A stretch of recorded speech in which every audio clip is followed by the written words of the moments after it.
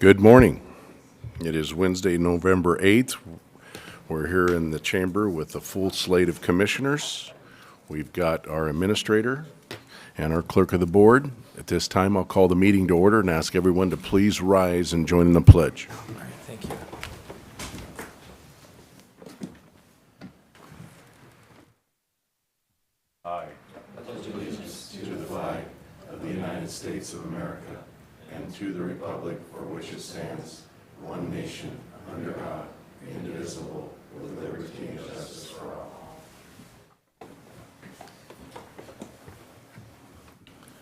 Okay, so we have an opportunity here. We have Wasack on the line. We're going to move into executive session at this point in time. Mr. Gonzalez, would you please take us into executive session? Yes, Chair, thank you. This is an executive session under RCW 42.30.110, Section 1, subsection I, litigation or potential litigation for 15 minutes. At this time, we'll go, and we want our legal counsel in the room. Yes, sir. Yes. Our legal counsel, also Larry Ziegler as well. Yes. And are they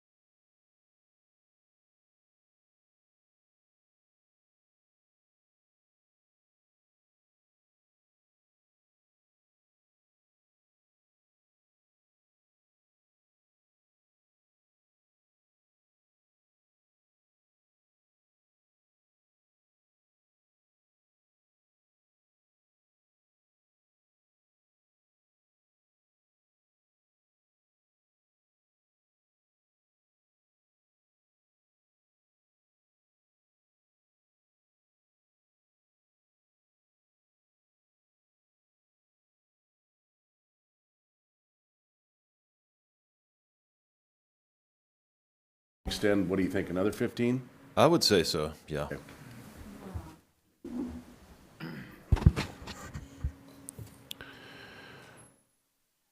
We have come out of executive session. We're going to extend under the same RCW for another 15 minutes, and at this time, we'll recess into executive session.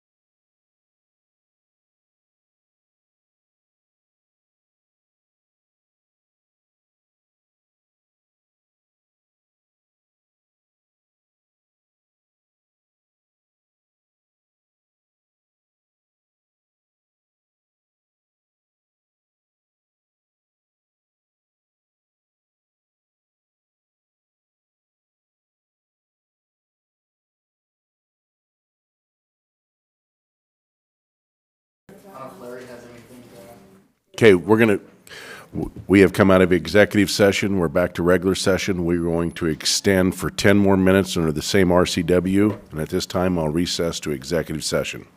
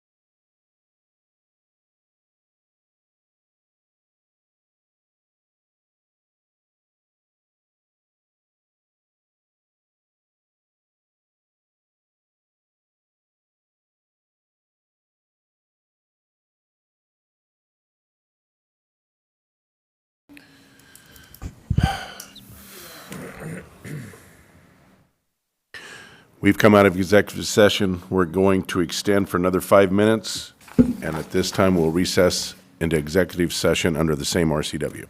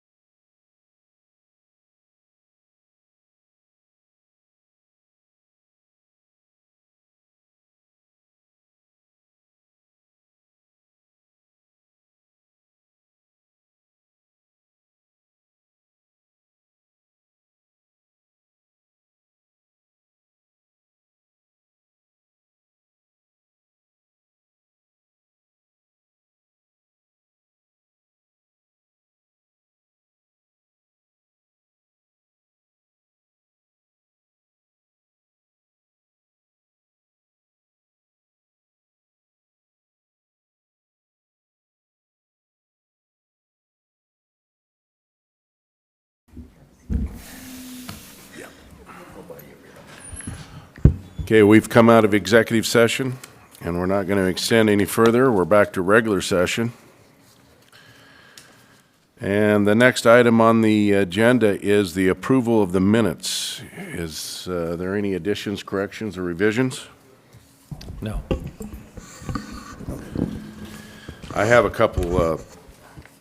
In the September 6th, we have the votes are backwards on Commissioner Didier move for Resolution 2023-239, and it says the motion carried, but it has a 1-2 vote there. So I think that needs to be looked at. And then also in September 13th, we have both these were carried, but they're 0-2, they're 2-0 is what they were supposed to be. So those are the only two that I found any corrections in. Is September 6th and the 13th need to be revisited. All the rest of the minutes are good.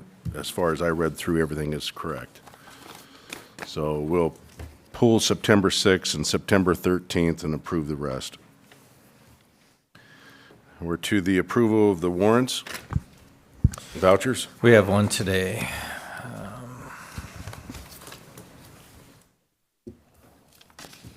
Move for approval of fund expenditures in a total amount of $1,418,097.66, as presented, and note that it has been reviewed and signed by two representatives of the Auditor's Office and the County Administrator. Second. Been motion and second. All in favor say aye. Aye. Aye. Aye. Takes us down to the consent agenda. One item on the consent agenda.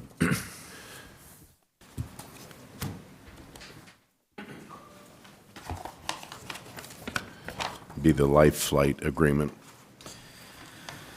Move for approval of consent agenda item 1 as presented. Second. There's a motion and a second for the consent agenda, one item. With no discussion, all in favor say aye. Aye. Aye. Aye. Takes us down to the regular items of business, Resolution 20. Chair, permission to speak. I missed public comment. Yes, sir, I was just going to. At this time, we'll go back. I folded my paper over and go back to public comment. Is there anybody for public comment? Nobody on the phone?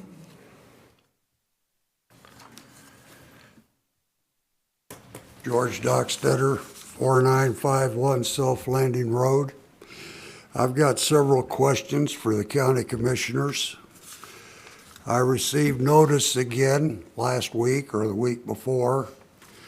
Board of Equalization hearing's been put off for the third time, and now it's March of next year, March 24th. So the questions I've got that I'd like answered, by that time the tax bills will be sent out. They get sent out in February. Are they going to be sent out at the old value or the new value that's under protest? And if the taxes are, if it's going out at the new value and the taxes are collected and you win your case, are you going to refund us the money? And how's it going to be refunded?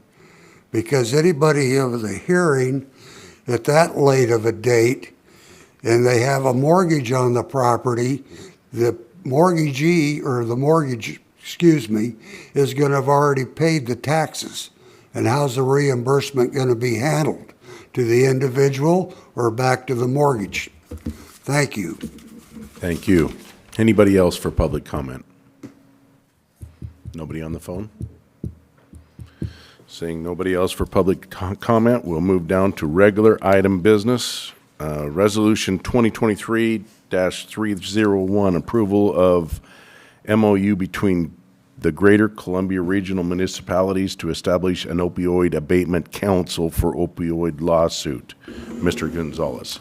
Yes, thank you, Chair. As you mentioned, this is the formation of that opioid abatement council, and Shirley Jones has come up along with Jeff Briggs. Shirley's been working pretty hard on this for the past couple of years, so I will turn it over to her with the details. In effect, in the read-aheads, mainly Teva and Allergen were the two there was a total of 4 for the first settlement, and it was nationwide. The state had to participate if they wanted to, put in the forms, as well as the counties or cities.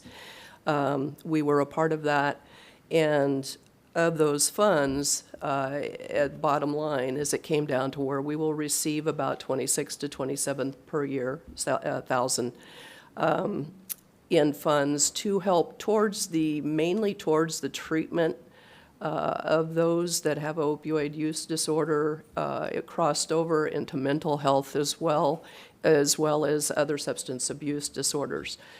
So we are receiving these funds. They went for the pharmaceutical companies as well as the pharmacies themselves.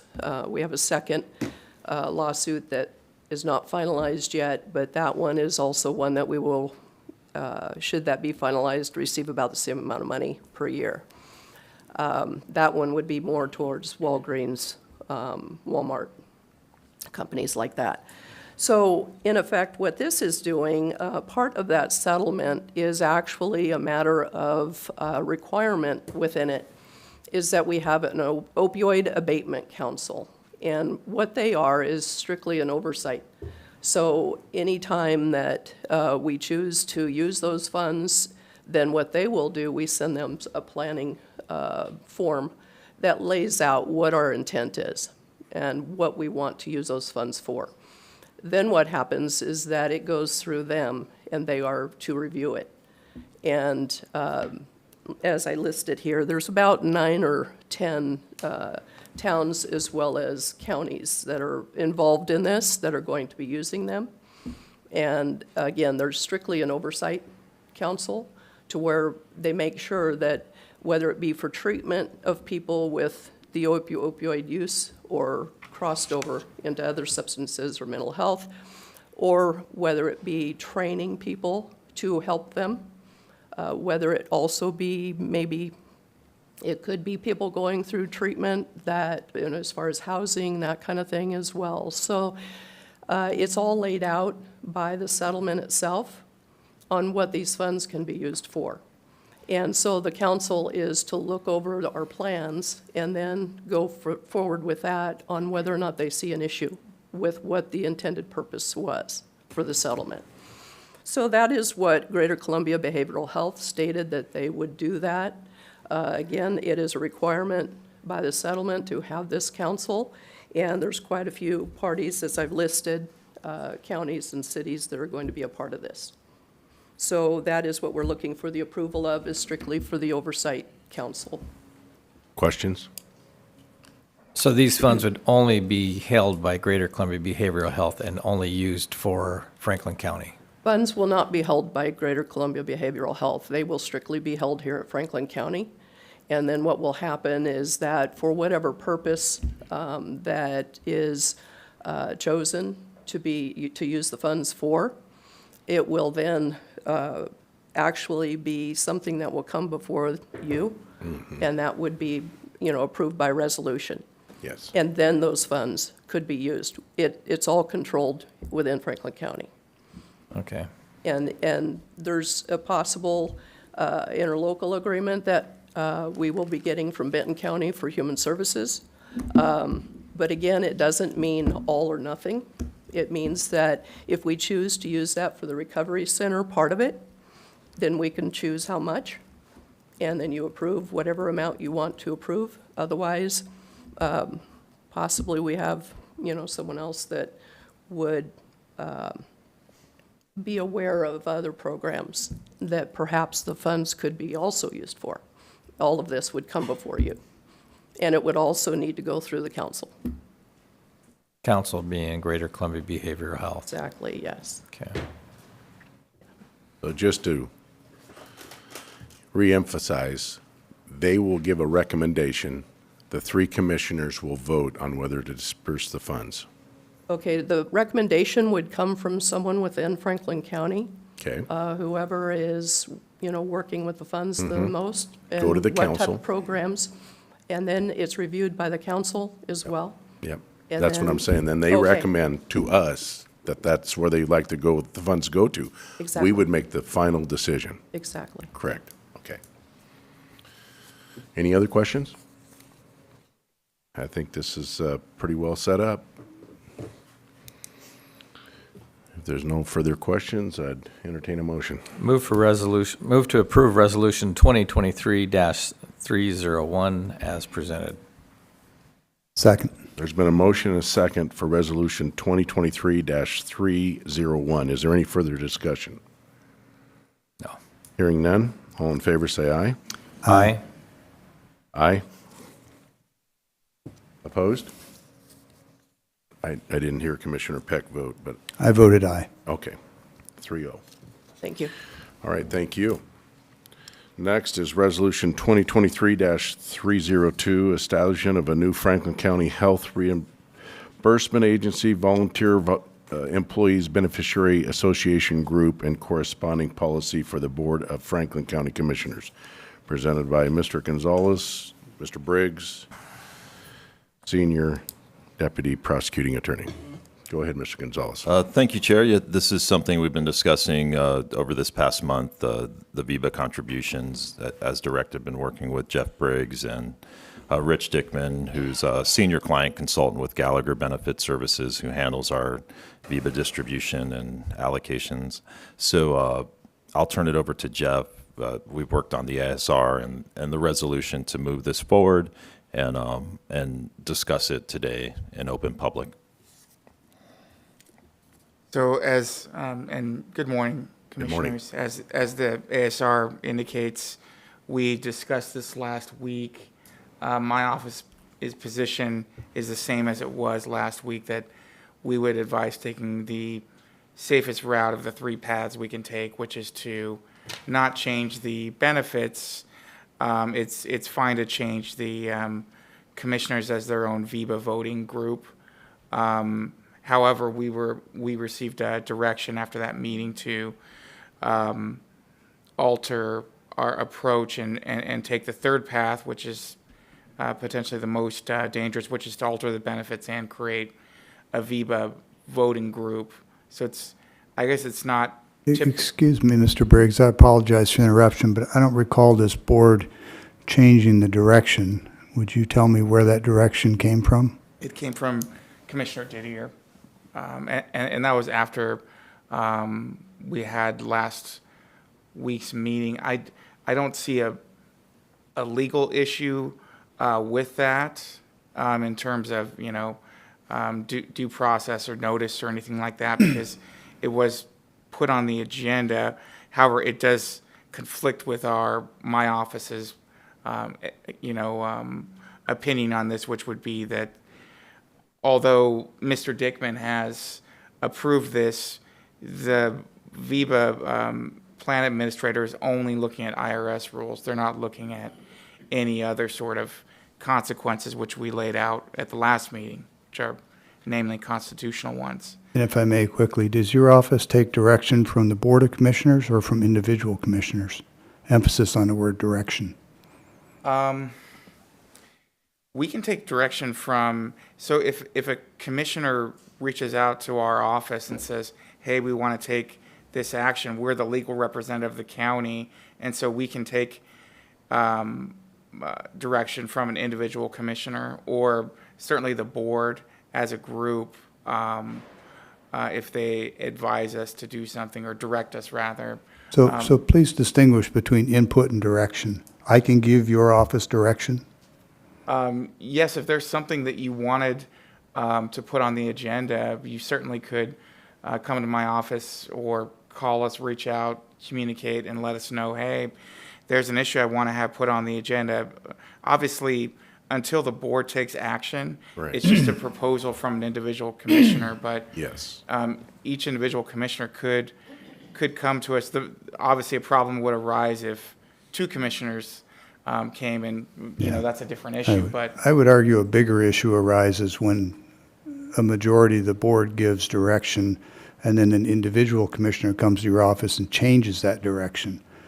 I certainly, as an individual commissioner, don't think I have the duty to supersede the voice of this board by coming to your office and saying, I know the board said this, but you're going to do this. we can leave it there for now. It's on the record. No, and thank you for that. I know last week we had received some direction from the board, but certainly no formal action on this is taken yet. And so today is that day. Whether the board wants to change this proposal, there certainly can. The other thing I guess I would note is on page 3 of 4 of this packet, we didn't check the box that indicates where the benefits are going. It's the only box that has any operative language. So if we are going this route, we certainly want to check that box and sign it. So the proposal being that the commissioners receive a lump sum and then for insurance benefits, and then any excess contribution does not go towards VIVA. So that's the proposal that is before the board today. I'd need you to clarify that. You said the commissioners receive a lump sum. I'm reading this. Perhaps it's the excess monthly benefit dollars. We're talking dollars in excess of insurance. That's correct. And for those who don't take insurance? Then that would mean that they don't receive a benefit. And because the majority of this board has argued strenuously for months now that those taxable fringe benefits are salary, would this not have the effect of changing and reducing elected official salaries midterm? There's that danger, certainly, and that's why we If are in advising- fact it is salary, would that not be unconstitutional? If it is salary, then yes, it would be, because you would be reducing the salary of an elected official during their term of office. Right. So based on that, if it is salary, for this to be constitutional, these changes would have to take effect at the start of the next term for elected officials. Then it would be constitutional. That's correct, and that was our advice. That was the first path, is any benefits changes would sort of need to be staggered, taking effect at the beginning of the new term for each commissioner. Right. Okay. Well, the majority of the board clearly has taken the position that it is salary. Therefore, I'm obliged to take the position that this is an unconstitutional proposal. Thanks. Jeff, does your office consider these benefits or salary, the extra dollars left over from your insurance? My office has not taken a formal position. That's still, the jury's out on that. It's still with the Attorney General's office. Chair, permission to speak. Go ahead, Mr. Administrator. I know I've spoken to Daniel about this, and I could have sworn you told me, I think it was September 12th when we had that meeting, that your office has taken the position that it is a fringe benefit at this point, knowing that it's in the AG's office. So I just want to clarify that. I vaguely recall our conversation. I believe I said my personal legal analysis was that it was not salary, and then I mentioned no one seemed to care about my legal analysis, and we were instructed to send it to the Attorney General's office. So that's where we sit. Okay, I just wanted to make sure. Thanks. So has the Attorney General given us any indication when they're going to make a decision on this? I feel like Mr. Gonzalez is the last one who heard from the AG's office on They were pretty non-committal, Chair, on when it would be thoroughly vetted, and so it's a tough decision, so they really didn't give me an exact date. Were these insurance benefits ever set up to be considered salary, or were they considered to be insurance benefits? At one point, there was an Attorney General opinion, gosh, I want to say it was back in the 70s, that suggested that it was based upon case law that predates the emergence of health insurance benefits being offered by employers. And the case essentially says any money that goes from the Treasury to an employee is salary. And times have changed, and maybe the Constitution hasn't caught up to that. So the legislature passed a statute that says that health insurance benefits are not salary. And so they sort of carved out this exception that may or may not be constitutional if those old cases were right, because statute can't conflict with the Constitution. So we're kind of getting off base here, but the real question, I guess, would be, presuming that the statute is constitutional, whether these would still be considered those sorts of benefits would be sort of the crux of the issue, or are they something else now? Are they taxable fringe benefits? Are they salary? What are they? So I guess the answer is we don't know. So how did these insurance benefits ever get converted to cash as salary? Because I don't believe the intention was to increase somebody's salary when they offered them health insurance. I think that was either by action of the board in this circumstance with the Board of Commissioners and other electeds, or perhaps in the context of a collective bargaining agreement. And there's nothing wrong with that per se if we're just looking at the narrow issue of whether this violates the IRS rules. It's fine to do that, as long as you're jumping through all the appropriate hoops to do so. It's more of the constitutional issue that we're butting up against here. Seems to be that there is a Commissioner propensity. Mullen, were you done? I'm finished for now. Okay, because I didn't get asked to be recognized by the chair. Seems to me that there's a propensity for some people to assume that when an individual takes these benefit dollars as a taxable fringe benefit, that somehow these dollars are used to go buy a boat or something else. And the presumption seems to be that they're not used for health care. Now, legally, they could use for either. But I know personally and from other individuals that they would very much like to take these dollars as tax-free VEBA healthcare dollars. But because of their individual circumstance, it places those VEBA dollars in jeopardy of being first payer to be used before your insurance kicks in. So that puts a lot of VEBA dollars at risk for somebody's healthcare account. And so they opt to take it as a taxable benefit, pay the tax on it, and they're still using it for health care. Not universally, and they're not required to, but some are. And the reason they're taking it that way is because of the risk of those VEBA dollars being consumed before Medicare or other benefits. Some veterans in particular are most impacted. So I just wanted to make clear that while the perception has been put forward that these are just cash dollars as part of salary, they're in fact another tool to attract people to the county who may be in circumstances where this helps them with their health care planning. And I know specific individuals that have fit those descriptions. And I just want to briefly touch back on the notion that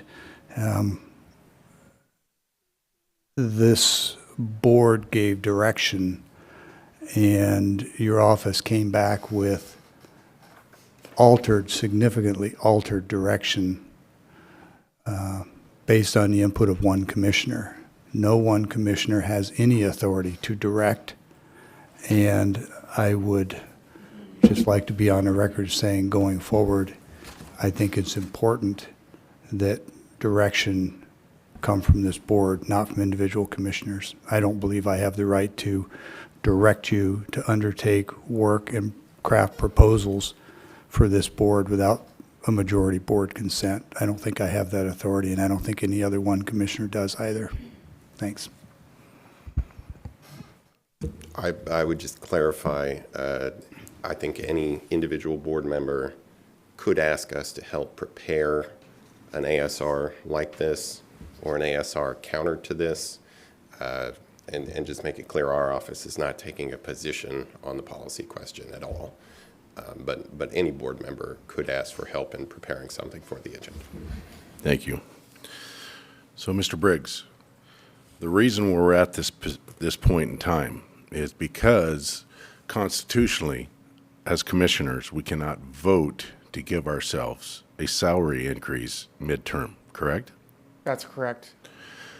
The argument here before us is the fact that we've taken, or the previous board has taken healthcare benefits and they converted it to cash, which is taxable, which when it's taxable gives the indication that it's income, correct?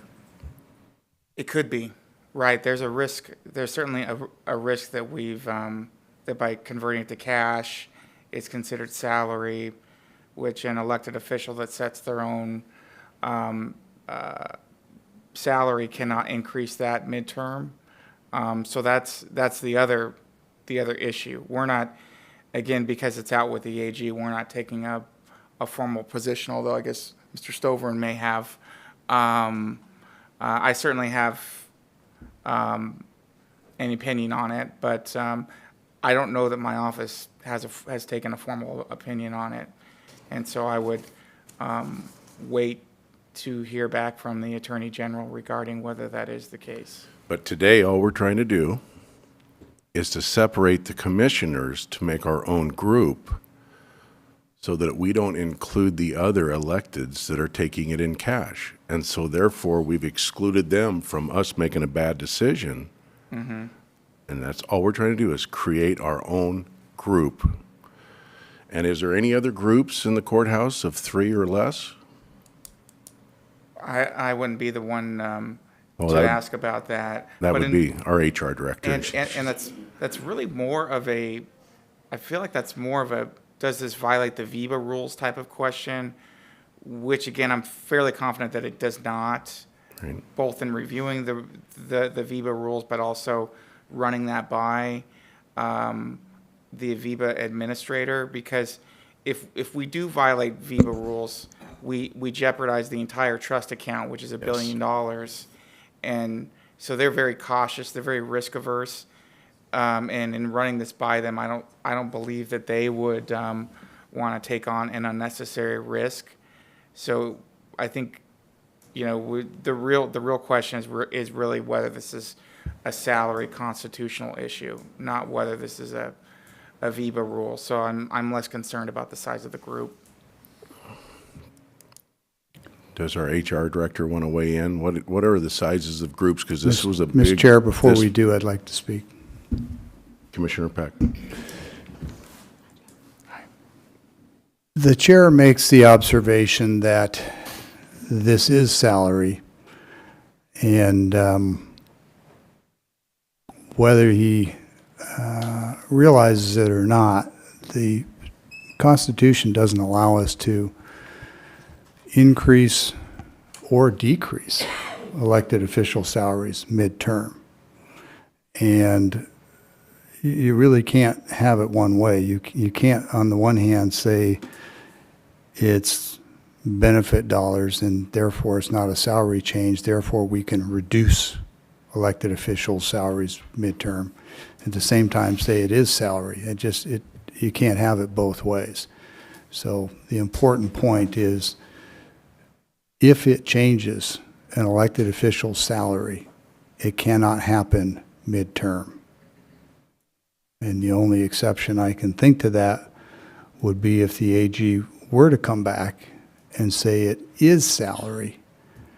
And that might effect some sort of obligation for a prior term. But once the present term started, at the beginning of that term, these new rules being in place were in fact compliant and constitutional, regardless of what the AG says about the previous term. Because once a new term starts, the standards are accepted.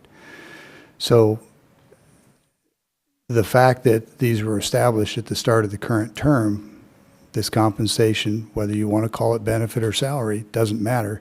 You can't increase it or decrease it. And if somebody knows otherwise, I'd always open to being educated. But that's really the crux of this, is not knowing what these dollars are, and more importantly, trying to change midterm. If this were a proposal to make this change and make it consistent with the end of the current terms, then I think I'd have a hard time arguing against it. But it would depend on the specifics. Thanks. Permission to speak. Commissioner Mullen. So you can't not change your salary midterm, either up or down. Originally, this change was made midterm. So under those rules, it was illegal to begin with. I beg the question is why we would continue to do something that was done illegally initially. Because at the start of the new term, it Commissioner becomes Mullen has the illegal. floor. Oh, I'm sorry. I I don't- thought you were finished. Commissioner Mullen has the floor. I don't believe that insurance benefits were ever offered with the thought of them being converted into salary. So the question I have to ask is just, if it was done illegal to begin with, why would we continue an illegal activity regardless of when the term started? It was initially set up midterm, which from what have heard in this room today is illegal. And I don't understand why we would continue to do something that was initially set up that was illegal. And I do not believe that the people of Franklin County would be very happy to find out that we are taking insurance benefits and converting them into cash when a lot of people out there do not have health insurance, and a lot of struggling people that are paying taxes, I don't believe would be in supportive of turning your benefit into cash. That's all I have to say. Ms. Wilder, Mr. I Chair? asked you a question about groups and sizes. Could you please answer Chairman? that? I'm asking, the I understand, HR but- director's been waiting very patiently. I would like this answer before we continue on. I can tell you that we do have a bargaining group that has only 2 members. What I don't know right now is if they are specifically a group within VIBA, as we have to let VIBA know that, or Gallagher know that. They were created as a group before I became HR director. I haven't quite looked into it. So I do know we have a bargaining group that would be 2 if we selected them as their own group with VIBA, provided that was all, approved by VIBA, we would do that, as they are their own bargaining And group. we have various sizes of groups from, it sounds like 2 on up, correct? Correct. Yes, Okay, that's thank you. correct. Commissioner Peck.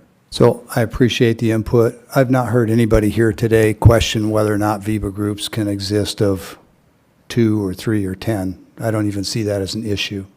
It was brought up last meeting. So I don't, we can spend time on it, but I don't hear anybody contesting it. I do want to point out that in Commissioner Mullen's remarks, he very clearly stated that the action was taken with respect to taxable fringe benefit was illegal. If it were salary, then it very well would have been. We sought legal counsel at the time. There was not a concern expressed about it being salary. I believe it was determined to be benefits. If in fact it is benefits, as many of us contend, it was not an illegal action. Not then, not now, not tomorrow. It's perfectly legal. Second point I'd make is that when it was done, every single employee got exactly the same number of dollars. And the purpose was to give flexibility and attract employees. You can take it as healthcare, you can take it as healthcare plus some VIBA, you can take it as healthcare plus some cash taxable stipend.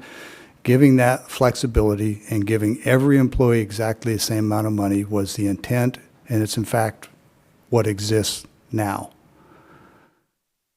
What the proposal changes is to take benefits dollars from the pool of individual employees and move it to employees who are taking health care plans for families, which are more expensive. So those dollars are being moved over to buy down the cost of those family plans, not unlike the plans my fellow commissioners take. Those are all facts. But until we know whether or not the original adjustment to allow taxable fringe benefit is salary or benefits, no one can know whether or not it was lawful or not. If it was not lawful, then there's the question of, was it based on midterm timing or something else? And the answer is midterm timing, because the board can set the salary at the start of the next successive term. And if you want to call it salary, then that's part of it. And if you're going to insist that it's salary, then with the start of the new term, it is clearly legal and would require this county to pay probably some L&I costs, certainly contributions to state public employees retirement system costs, and maybe other insurance-related costs as well. I'm not sure about the last one. But the point really is that if it's benefits, nothing unlawful has been done. If it's salary, then there may be a question for a portion of a previous term, but once the new term started, it becomes lawful because it's adopted by this board. So I just want to have that on the record. If I have misrepresented anything that would make my, well, I would say anything that I've offered that suggests what is legal and what is not. If anyone has got a contrary opinion about that, I'm always open to feedback and hearing that. But I've studied this. I've talked to each of you gentlemen and others. I believe I'm representing it fairly and accurately. And so if this action were to go forward and it is deemed that it's salary, then that practice of the taxable salary or fringe benefit for the last 3 years, at least since my term started and others, would be fully legal. But what would not be legal would be changing that in the middle of this term. So as Mr. Briggs aptly pointed, we really need to know what the state's legal opinion is as to whether or not it is salary. If it is, you can't do this. And frankly, if it's not, you can't do it either. If it's determined that in the previous term it was unlawful, you can go back and address that term, the 2 years remaining in that term from when it was done. But once a new term starts, it's accepted and adopted by the board. So we're really talking about 2 years out of a previous term, and then only if the state says that it was salary and it was an inappropriate raise midterm. It's really the only issue when you boil it all down. So, Mr. Briggs, Yes. this actually goes back more than one term. This goes back to, and I was sitting in the audience when it took place, it was 9 days after the election. But that's here and there. The argument's been made that everybody receives the same amount of money. If that's the case, the facts that Mr. Gonzalez gave us a few weeks ago when he said that of the 260 plus employees of the county, over 2/3 of those receive health care. Costs the county $1.9 million. The VEBA and cashed out recipients cost the county $2.7 million. How is everybody receiving the same amount of money with those figures? I mean, my question is, they're not. To make that argument is horrendous. If we were to make this move and create this separate group, Mr. Peck would not be denied his $1,650. It would go into a VEBA account, correct?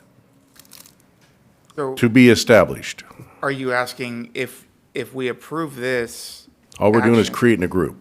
Right, we're creating a group and we're saying that in this group, no one gets VEBA from excess benefits. So we're paying, you get the 160906 for your integrated group health insurance plan, but unlike pretty much every other employee in the county, those excess benefit dollars aren't going to VEBA. So it is a change. It is a change. Yes, it would be a change either in benefits or salary. Well, we don't know which. Well, maybe this might get the Attorney General off the couch and make a decision. I guess I'll finish where I started, which is that I think it's odd to have an ASR where the proponent is saying, don't take this action. But I think we've certainly weighed out what, or, you know, advised you of what your options are and advised you about the potential pitfalls of the 3 courses of action you could take. And so I think council's informed about the risks of this proposed action. So I'll just leave it at that. All right, if there's no more discussion, I'll entertain a motion. Mr. Chair, there is Commissioner further Peck. discussion.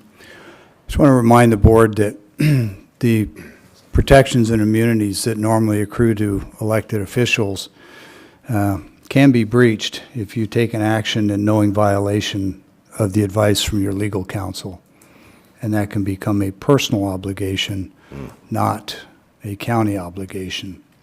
So we have before us a proposal that the chair, it appears, didn't fully comprehend, as it appears that he just recently learned that this is more than just creating a group. The written ASR makes clear that our legal counsel does not recommend, in fact recommends against taking this action. We have a pending state AG opinion that bears on this. And then I'll just note, every employee does get the same dollar amount. How they choose to use it will determine whether or not there's any VEBA dollars left over or taxable fringe benefit dollars, but every human gets the human benefit, and it's the same dollar amount. We're trying to give flexibility in how they use it. Last point, whether it was 1 term ago, 2 terms ago, 5 terms ago, doesn't matter. If it turns out that this is deemed to be salary, the only inconsistency with the state would be for the portion of that term in which it was taken midterm. Once that term ends and a new term starts and the board endorses that practice and continues it, it is indeed lawful and would make it lawful today. So we really need to know what the AG's opinion is. If it's salary, you can't do what you're proposing. If it's not, then the whole issue of whether previous acts are unconstitutional goes away. You just can't have it both ways. Thanks. If there's no more discussion. I would just like to say that it's such a convoluted mess because it was intended as a benefit. But from what my understanding is once that is turned into cash, the IRS considers it a salary income. Is that correct? I think on your taxes, there's a line that says wages and other compensation. So I'm not a tax guy, but I think it'd probably be under the other compensation. So it would all be part of your gross income for tax purposes.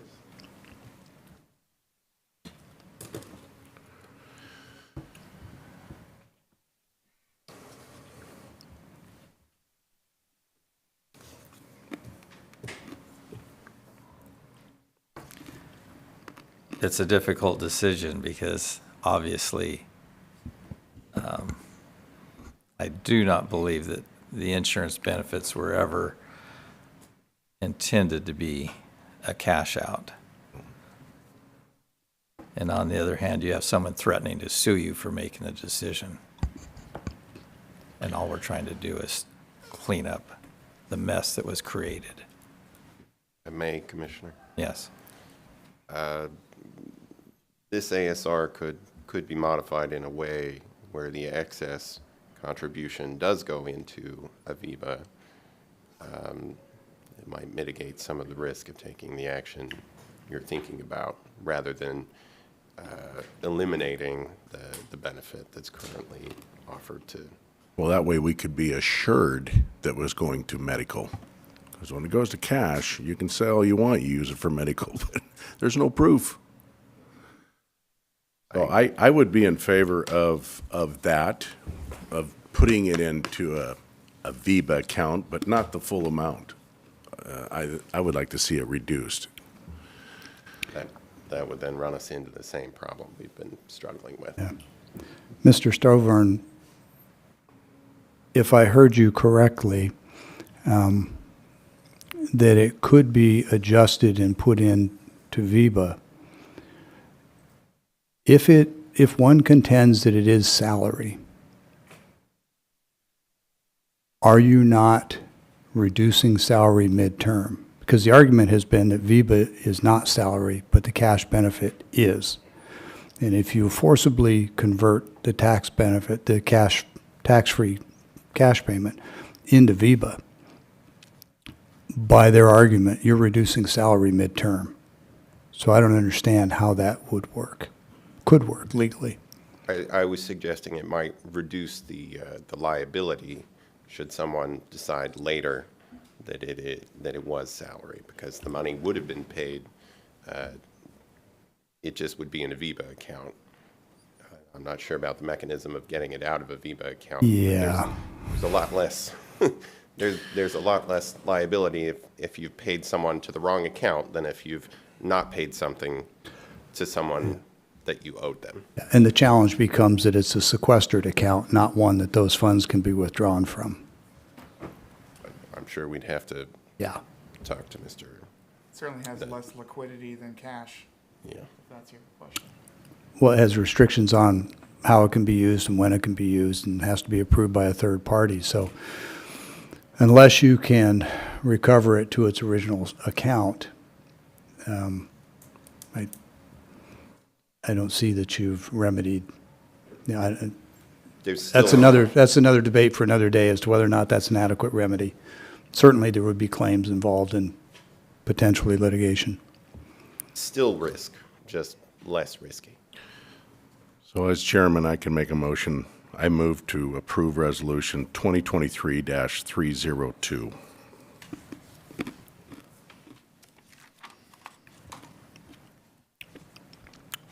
I'll second for the sake of discussion.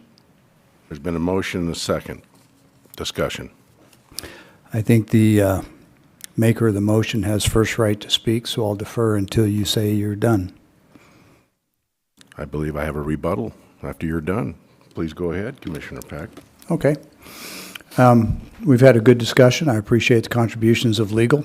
I think it's clear that the real issues here revolve around whether or not it is salary or benefit.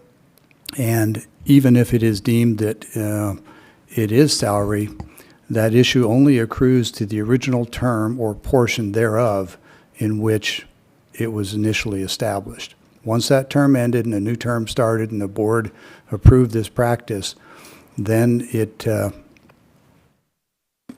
my view, and I think we'll see from the AG, is entirely lawful. Every employee is getting the same amount. To change it now, in the face of legal advice not to, while a relevant state AG opinion is still pending, seems foolish. Thanks. My rebuttal. Not correct. We voted for an increase to the benefits package last term. Those two would be susceptible to repayment if the AG rules that this is salary. Every time you vote for an increase to the benefits, you're increasing your amount of money you're receiving from that benefit package, correct? Yes. As far as I know, yes. If you So with that, there's a motion and a second. Chair? Mr. Peck, I didn't know what I thought you It's- were voting already. It's Commissioner Peck. If in fact it's salary and that change was made, then the board took an illegal action by their own description when those benefits were increased. So it is complex. And it does revolve around whether or not it's salary or benefits. So I think the only thing that's going to answer this question is time. And this is premature, and I will certainly be voting no on it. And this is a bit of a watershed vote, because there are folks sitting up here who will take on certain liabilities if this is found improper. It's my wish and hope that they're fully aware of that. Thanks. And that's back and forth, Commissioner Peck, because if you keep saying it's salary, you're going to have to pay back a lot of money. So with that, there's been a motion and a second for Resolution 2023-302. All in favor, say aye. Aye. I'm going to abstain. I want more time and legal advice. All opposed? Nay. Motion fails. Takes us down to public comment. Anybody in the room for public comment?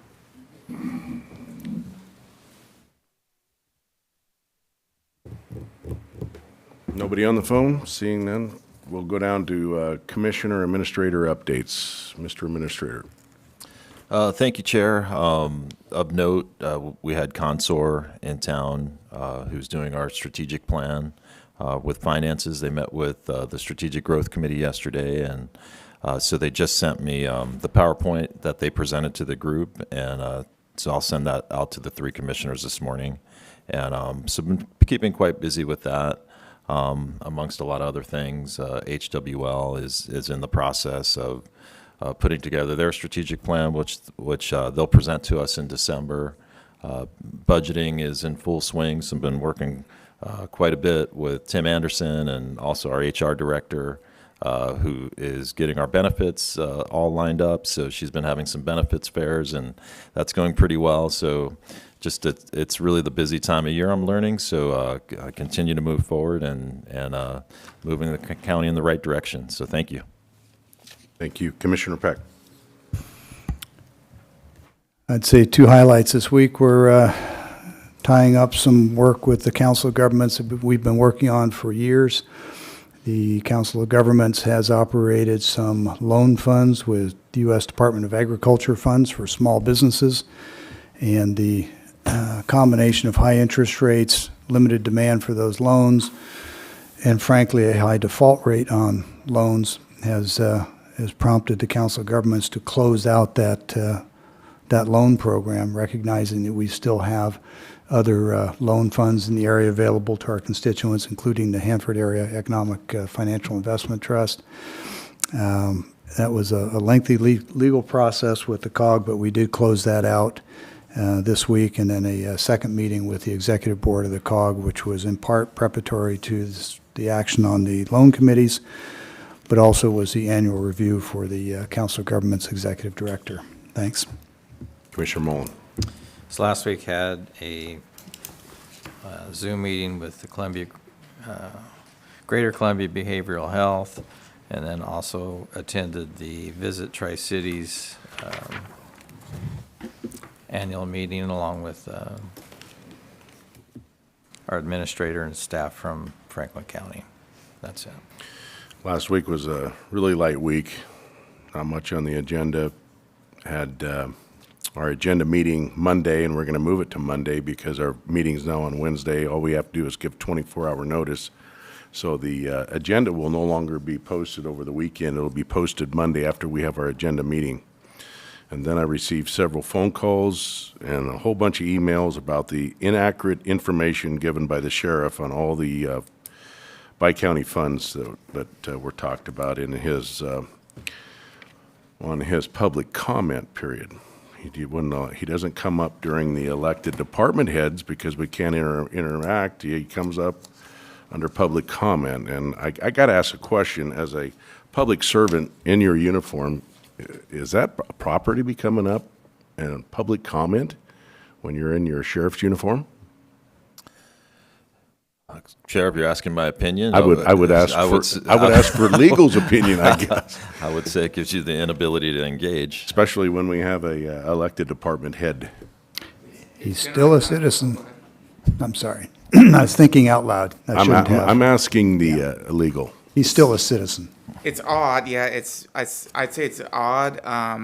It's kind of counterintuitive. The higher up the chain you go in a government organization, typically you sort of have, you got to be more careful with the exercise of your free speech rights. You still have those. Right. But the problem being that they're more attributed to the agency than the individual.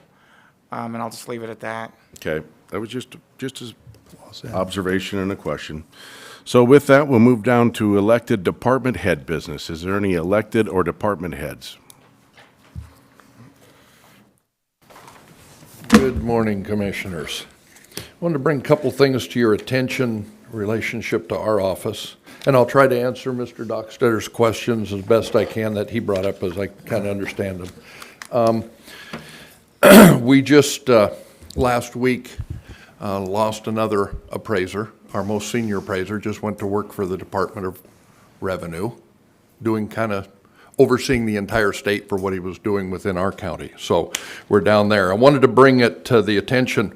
Last year I mentioned that our new construction for the entire county was around $568 million, and there was around 1,300 pieces that we couldn't even get to. There was some comments then that, well, we probably won't see another year like that, so you probably don't need the staffing that you're requesting, something similar, which we did need. This year, we just got the numbers put together yesterday, 580 million, more than last year. Next year will be even more based on the construction that we're seeing going on. So I'm bringing that to your attention because there's at least 10% that was left on the table this year we couldn't get to, and we went over, literally past the dates that the Department of Revenue wants us to even do. So that's money that's left off of not just your budgets, Commissioner, but it's left off of every taxing district in this county's budgets, not just yours. Right. To the tune in this county of over $1.3 million total in 1 year that would be added, not counting school districts or that, because they're like 68% of the taxing. So that's money left off that is not added to the taxpayers. It's picking up the new construction for them picking up their share and their piece of it, not the taxpayers already in there assuming that load. So if we miss it, we don't get it back. But it builds every year. So literally in the last 3 years, that would have been almost $4 million to the taxing district just from new construction. So I just wanted to bring that out so that you're well aware of it, because we certainly are still in need now of that position that we put in for another appraiser on that. Mr. Dockstetter, the Board of Equalization sets the calendars. They send you a notice, or anybody, just like they do us, and we have to show up on the dates they give us as well. But should they rule against or in favor of you, and then the case does not go to the BTA, then yes, you're refunded the money, and how that's refunded is through the Treasurer's office. I can't answer how they would refund it, but it is refunded if you pay the taxes on it ahead of time. With interest? I don't believe so. But I Why don't not? know that. I don't have anything to do with, that's the Treasurer's office. I don't control that part of it. We simply say what the assessed value change would be, and we send that documentation up to the Treasurer. So I don't want to speak out of turn, because I don't know whether there is or not. I don't believe there is, but I don't know that, okay, on there. So the same as on the other. So yeah, providing it doesn't go to the BTA and there's not a different ruling there, which who knows how long they take. That's theirs. So I wanted to bring that to your attention, let you know we certainly did our very best to get that. And like I said, not 568 million. The year before was 285, year before that 240 something million. Last year's 268 million, this year's, 568, this year's 580. So this county is growing, and the construction's not going to slow down. And I believe next year will be greater than this year. Certainly not going the other direction. continued growth, massive growth in this county. So just bring that to your attention. Didn't know if you had any questions on any of it or not. I would just like to say thank you to you and your staff for doing all the hard work. I know it's sometimes not appreciated, because I realize, and I just want everybody else to realize too, that your office has state obligations that they are required to fulfill. And your staff has been working very hard, and I do appreciate it. Like I said, nobody likes to see the value of their properties go up as they associate that with paying higher taxes, but it does lower the levy rate. And we're going to see a mid-70s for the county piece of it. We're in the mid-80s right now. We'll see mid-70s. I don't have the exact details of that to present to you until we get done with everything in your budgets and what you're going to do. But in just preliminary calculating, if you were to take your 1% plus what new construction there is and guesstimating what the state utilities will be, we won't know for another couple of weeks what the state part is that's going to be. I'm still anticipating we'll drop, 10, 12%, just the county's piece of it. You don't control the other taxing districts. I understand that. Yeah. Well, like I said, I just wanted to say thank you. And So it would be the alternative of the state coming in and setting your values. It would be a lot more horrendous than what we're seeing.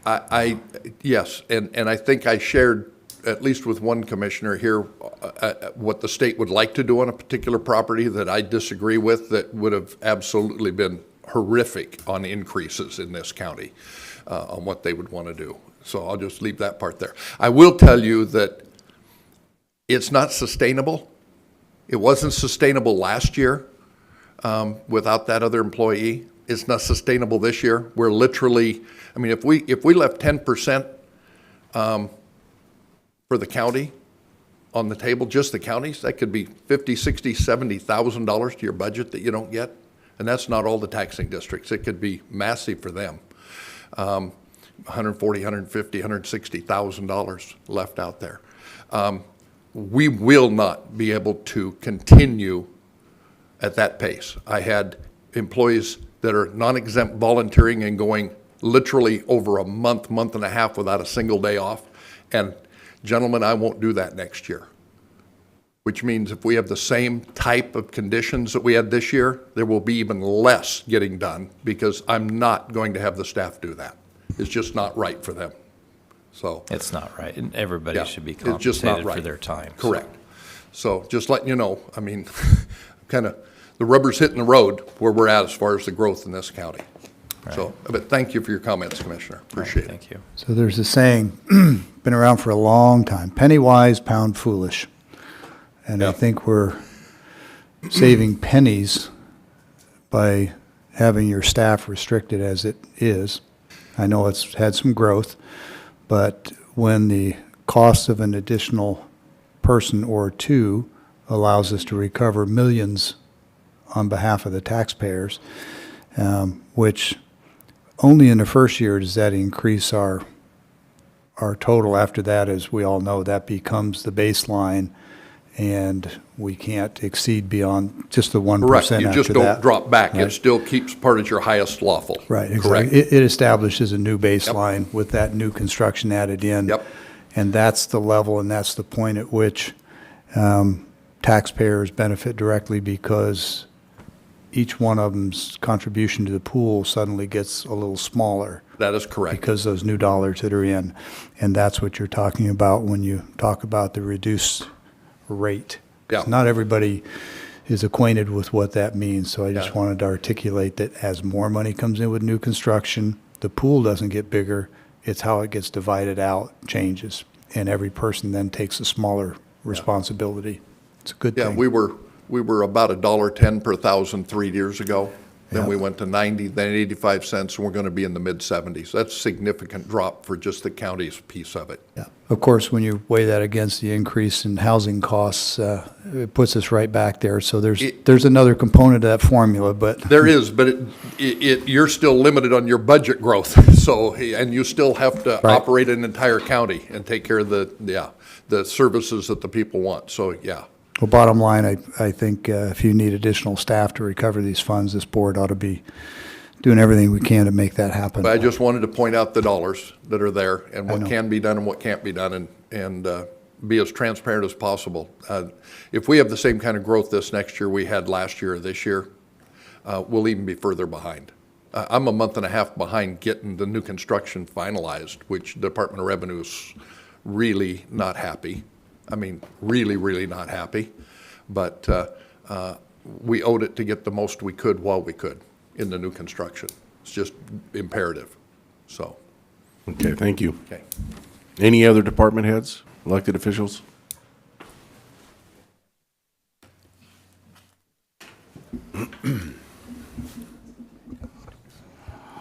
Good morning. Good morning. So I wanted to come before the board today to correct some inaccuracies from last week's meeting. And I think some of that stuff I clarified in emails. I think there's the component of this being a public meeting and people listening to it. And so part of me being here today is I want to clarify that so that the public has accurate information as well. And so I think there were some things that were said in the public comment section, specifically about by-county operations. My name specifically got brought up, and I think maybe for the record, my name's Kyle Sullivan. I'm the Human Services Manager. I manage human services in both counties. I think there were some things that were brought up. I think when you start talking about partnerships, I'm very for partnerships. I think there are certain programs that it makes sense that the two counties partner in. It decreases administrative costs. But I want to make sure that the board and the citizens of Franklin County understand that there are no Franklin County dollars that go to supplement Benton County programs. That's simply false. I think there are programs, and there were comments that were made that I question them, but we all are busy, and so I don't have time to go back and verify those numbers. But I think some of the things that the sheriff spoke about center around partnering programs. I know specifically he talked about the Superior Court. Well, it's the dollars that both counties contribute to that support residents of their counties. I think there's a couple of things I want to talk specifically about to make sure that the board and the public has accurate information. And so I think the sheriff brought up, specifically, I'll comment on what he brought up, but then I think there were other emails that were passed through that I think I believe he was talking about a different fund, but specifically he brought up the opioid dollars. Shirley had commented about the settlement dollars. There's a requirement for an opioid abatement council. I know you gentlemen are aware of that. But the Greater Columbia Behavioral Health acts as the opioid abatement council. The purpose of the council is to review spending plans and approve those to make sure that they're in line with requirements that were outlined in the settlement. And there's the opioid settlement. There are pages and pages of allowable expenses. So there are things that you can do with those. A lot of things that you can do with those dollars. But GCPH does not hold any of those dollars. Despite what the sheriff said, I have not committed any of those dollars to support Benton County Therapeutic Courts. That is straight up false. I had a conversation on Thursday with Tim in the auditor's office. He's always great. He's always accessible and answers any questions I ever have. The opioid dollars, settlement dollars, are in a Franklin County account. They've not been spent. There has not been a plan that has been put in place, and that is a requirement to be able to spend those dollars. And so Mike and I had a conversation at the end of last week, and one of the things I'll make sure he has is a list of what those allowable expenses are. And again, like I said, it's a long list. And so I just want to make sure that the public, that the board knows that the opioid settlement dollars are in Franklin County's account, waiting for distribution at a later date when the county decides what they want to support those services with.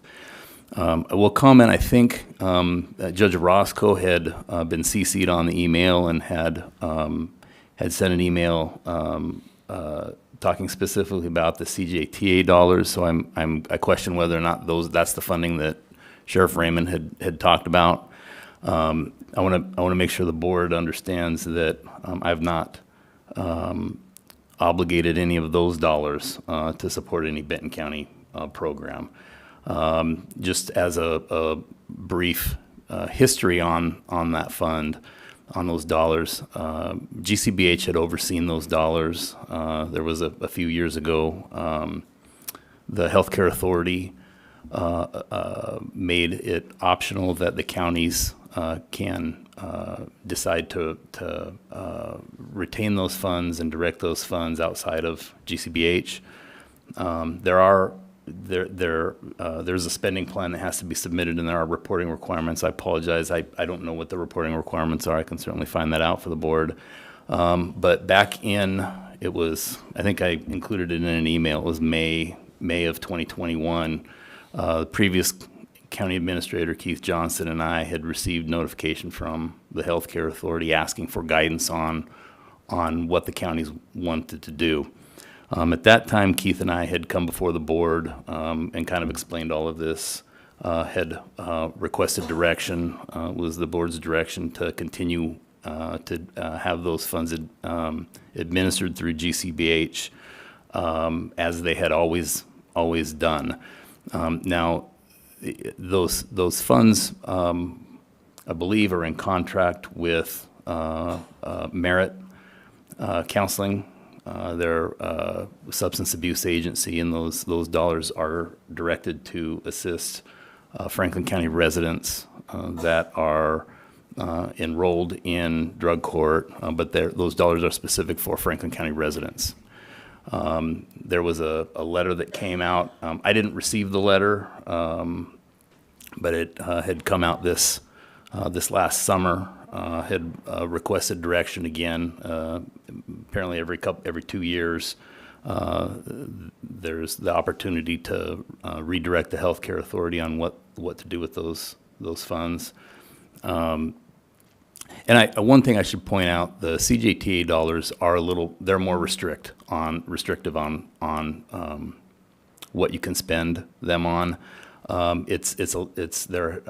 know providers that have received those fundings in the past had indicated they actually declined to continue to administer those dollars because the requirements were too restrictive. That being said, again, getting back to my point, the letter came out over the summer. It was Benton County's letter was referred to me by one of the Benton County commissioners. It was forwarded to me. I had a discussion with Benton County's administration about our response, and I responded to that for Benton County. I did not mention anything about Franklin County's funds, and so I was not involved in any decision with regard to that. I think the only other thing that I would want to point out, I know there was a discussion about, was brought up that the mental health tax this was brought up last week by the sheriff, that the mental health tax has north of, I think, quote, north of 11 million in it. That's not accurate. I recall when the tax was discussed, the projection was about $3 million a year. The conversation I had with Tim on Thursday, the tax revenue generated from that program sits at just a little, as of Thursday, sits at just a little over $3.9 million. So there's, and that's not an insignificant amount of money, but it's not, it does change the narrative if the taxpayers in the county believe that the county's sitting on $11 million, that's just not accurate. I think one thing that I do believe is, the dollars will be spent. I think that once we start administering programs, that funding is going to go faster than most people think. And so I think, as a point of clarification too, that account has more than the mental health tax dollars. It's also got the mental health developmental disability millage fund in it that is sitting at about $2.4 million. Now, that doesn't generate revenue anywhere near what the mental health tax will generate. But I want to make sure that that the board and the public understands that there's a little over $6 million, not $11 million.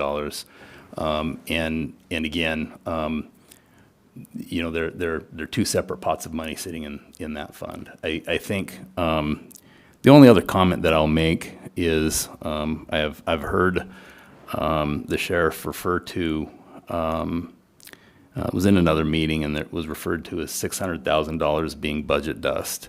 I am a Franklin County resident. I'm a Franklin County taxpayer. I don't consider $600,000 budget dust. No. And so I think,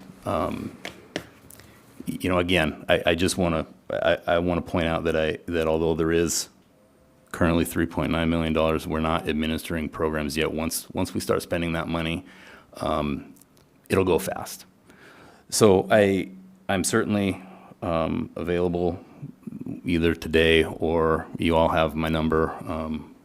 Please, if you hear something in the future that doesn't sound right, give me a call, and I'd be happy to talk about it. I'd be happy to come before the board and make sure that you all have accurate information. Well, I really appreciate you coming in today and giving us accurate information. This is really clears it up. And as a taxpayer, I don't think a dollar is budget dust, and it offends me when I hear that. So I appreciate your comment. For clarification, the 3.9 million, that's strictly Franklin County's tax that's been collected. That's strictly Franklin County's, Portion. the mental health tax that was initiated. I think it was just under a year and a half ago, I think. I just wanted to make sure it wasn't the total amount of both counties. No, I think Benton County has just under 7 million. I think 6.9 as accrued so far. Curiosity, is that money in an interest-bearing account, or? That's maybe a question for. I mean, because 2 years ago there was hardly any interest to be made, but interest rates now are 5.5% with that sizable amount of money. Yeah, I don't have the information on that. I was just curious. Thank you. Mm-hmm. Just want to add my thanks, Scott. We've worked together for a number of years. You've always been readily available, as transparent as any public servant I've worked with. So I appreciate you coming in. I have no reservations about the accuracy of what you're sharing with us. I do have a question that, candidly, I don't think you can answer, but maybe you can tell me where to go. We're working on this comprehensive center for mental health treatment, and we really, I don't think, have a good handle yet on what it's really going to cost to staff and operate that. And for folks who are looking at $2, $3, $4 million in the bank, like you alluded, I think that's going to go quickly. The burn rate on that's going to be shocking.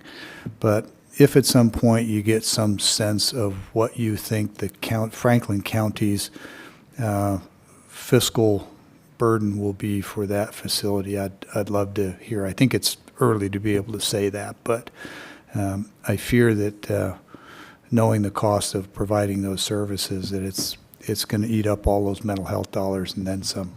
Yeah, I don't think we can pinpoint the number yet. I know there have been conversations with Comprehensive Healthcare, who will be the provider of the services. And I think there will be billable services, obviously. But I think that, one of the things that we've talked about is we don't, there's a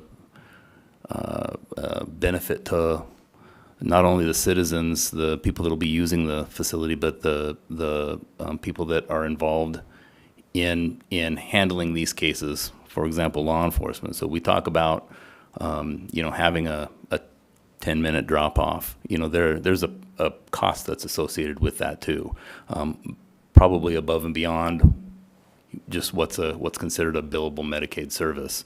So I think I agree. I think the dollars. I think we'll have enough money to make sure that we get the services that we want, but I think that we need to be deliberate about, everyone's got a wish list. I have my own wish list of what I think our counties, our community needs. And I'm realistic in understanding that everything on my wish list isn't going to be met. And that's okay, because I do believe that at the end of the day, when we have these programs up and running, I think it's going to be very beneficial to the citizens of both Benton and Franklin counties. But we'll as we push the needle forward, I think we'll be able to hammer out a little bit more about what each county's what the dollar, what we're going to spend. And so as that comes up, we'll come back and have conversations and make sure that the board is completely in the know and can make informed decisions on the funding moving forward. Yeah, and then just one other thought. As you're doing that, and I realize it's premature, but as you're doing that, would you please just sort of keep in mind how we're going to address the inevitable question, which is, because our populations are so mobile and intertwined and somebody shows up at this facility, how we're going to ascertain whether the services are being provided to a Franklin County person or a Benton County person, and how we're going to account for that. It's a tough thing to do. It's not a new question, but as we go along, maybe if you just keep that in mind. You bet. Yeah, appreciate what you do. Thanks. Okay. So one more thing, Kyle, differentiate between the two groups, the two counts that we have that add up to 6 million. Are they similar enough to where we can use them for the mental health facility, or? Yeah, the mental health developmental disabilities millage tax, it's a millage, so it's based off of it's a small portion of the property tax. Okay. And really the allowable services with the both pots of money are very flexible. You just simply don't a lot of the $2.4 million is reserve money. It's been money that has accumulated over a long period of time. There are some expenses that go toward that. For example, Franklin County pays their portion of the Special Olympics program. It's a small dollar amount, but it's a valuable service for our community. And so that off the top of my head, I apologize. I'm not 100% sure what it accrues annually, but it will not be anywhere near what the sales tax, the mental health sales tax, even though the services are similar. So I think, once that money gets spent down, there's significantly less coming out. I want to say it's, ballparking, I want to say it's a couple $100,000 a year that it generates. Where again, I think the mental health sales tax is right around $3 million a year. Mm-hmm. What you can spend it on are very similar, though. Okay, that was my question. Thank you. Mm-hmm. Really appreciate you coming over and clarifying all this. You bet. Anytime. Thank you. Thanks. All right, is there any other elected or department heads?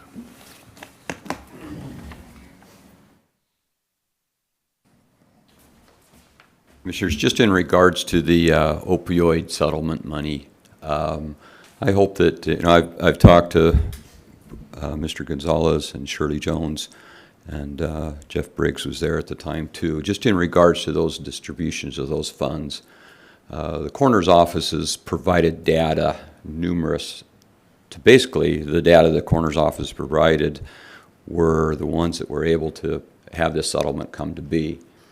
So when those funds come to be distributed, I hope that the Opioid Abatement Council and you consider some of those funds maybe coming back to the coroner's offices. We still are front line when it comes to detection of opioid overdoses.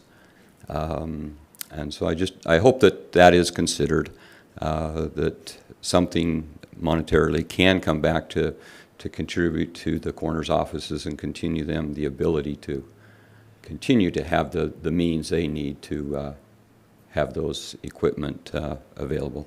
Thank you. Thank you. Any other department heads, elected officials? Take a double shot at you, Commissioners. I conferred with the Chief Deputy from the Treasurer's Office in regards to interest if somebody is to appeal and win their cases, whether the BOE up to the BTA, even if it's a couple of years out. They advised me that there is interest. I can't tell you what the amount is, but the citizen would be able to not only recoup any overpayment, but they would be also given interest on that.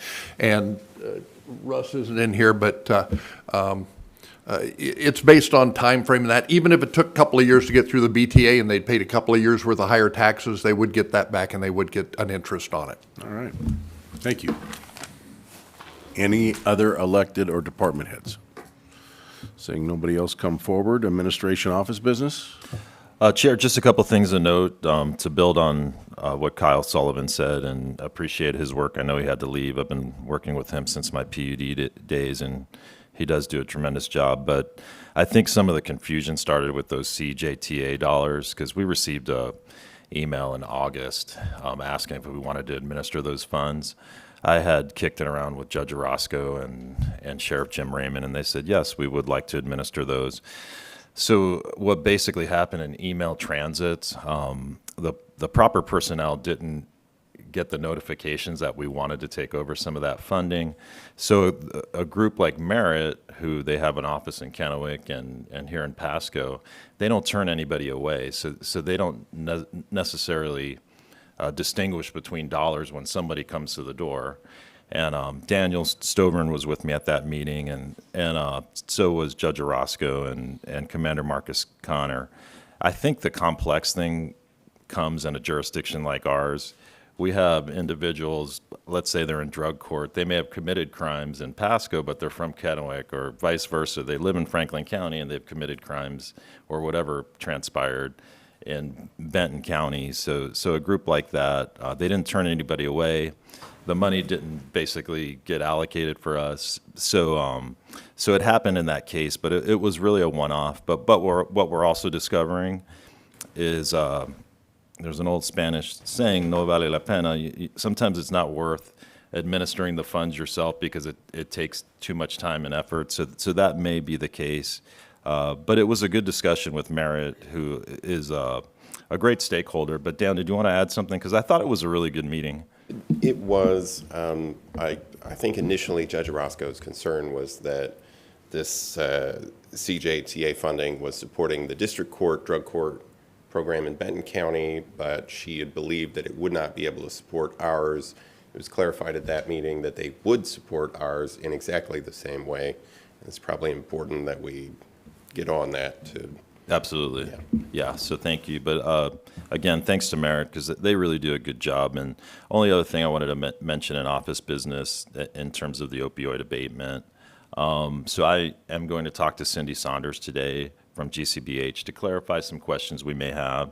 So I'll have much more details for you guys next meeting. And I talked to Tim Anderson this morning. So currently, within that opioid abatement fund, we have $81,444.19.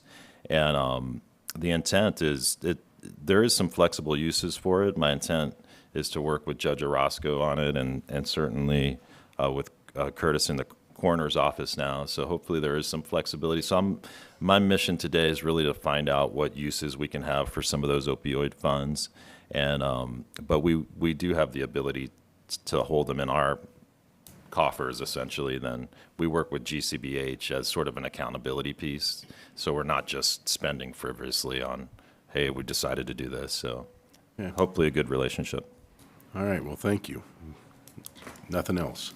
No, sir, that's it. Thank Do you. we have any executive sessions? We do have one more, and should take maybe 5 minutes. Okay, and Chair, this will be under RCW 42.30.140, Section 4, contract negotiations. Okay, and Tim Anderson will also stay. So this will And be an Margot- executive session for 5 minutes. And Yes, sir. So as soon as the room clears, we will recess into executive session.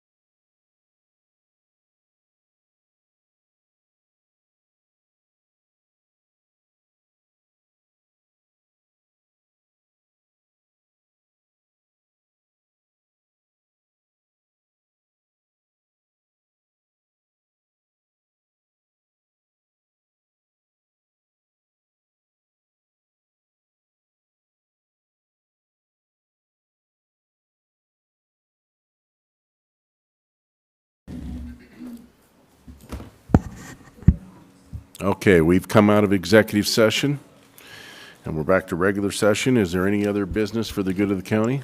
Oh, no, sir, we're finished. All righty, this meeting is adjourned. I forgot to announce next meeting is a night meeting.